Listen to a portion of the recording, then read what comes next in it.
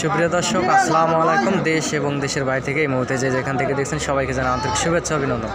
এই মুহূর্তে অবস্থান করছি জয়পুরহাট জেলার নতুন হাট গরুহাট থেকে। আমি মোহাম্মদ ফিরোজ হাসান নতুন একটি শর্ট প্রতিবেদন দিচ্ছি।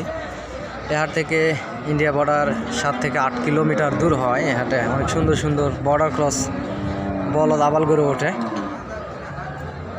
টেকনাফ থেকে তেঁতুলিয়া বাংলাদেশের সমগ্র জায়গা থেকে অনেক মহাজনের এখানে এই হাটে গরু কিনতে আসে। অনেক সুন্দর সুন্দর কোয়ালিটির সম্পূর্ণ গরু আসলে হাটে পার হয়।